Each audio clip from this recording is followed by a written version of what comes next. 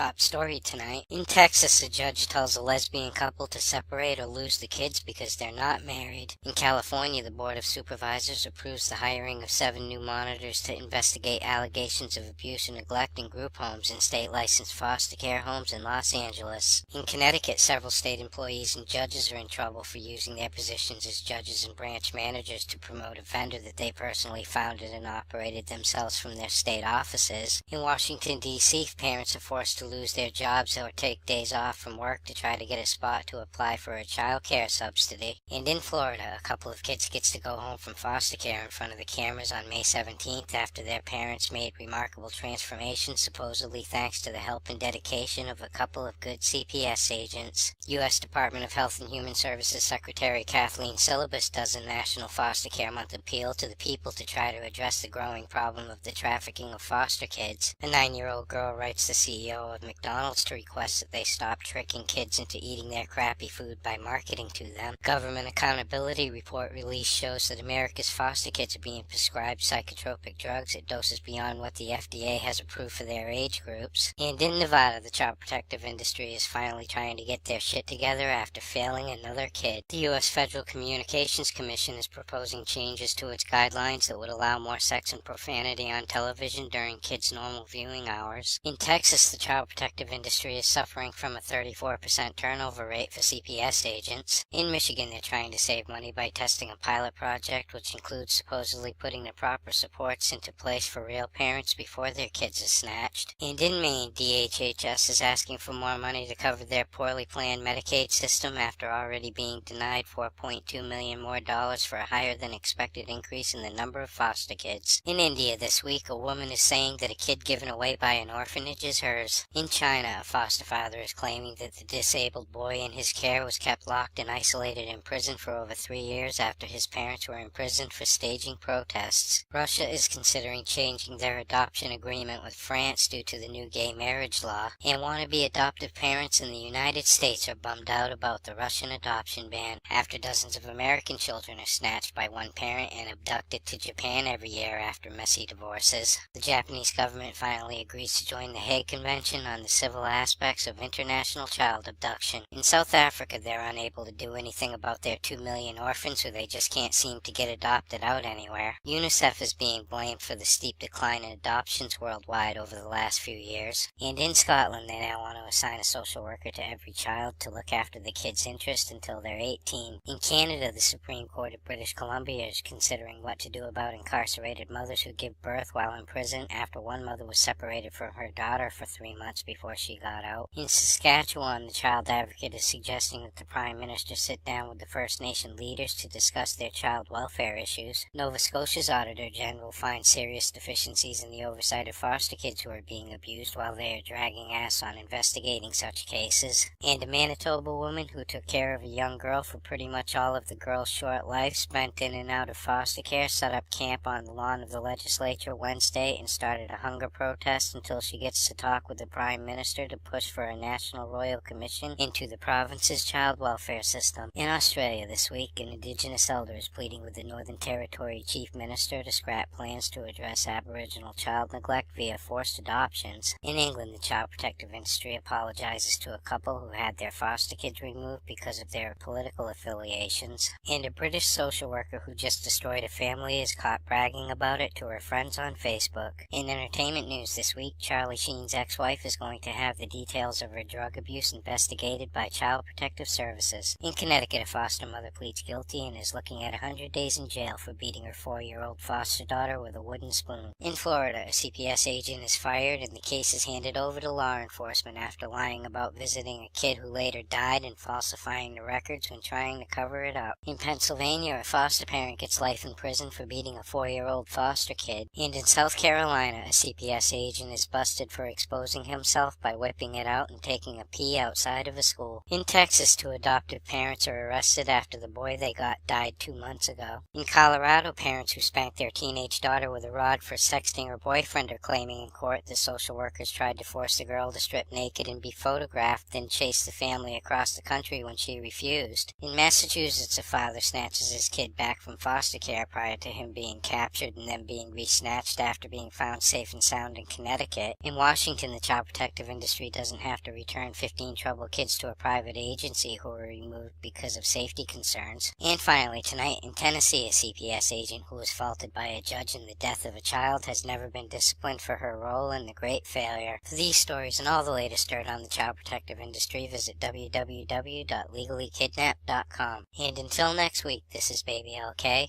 over and out.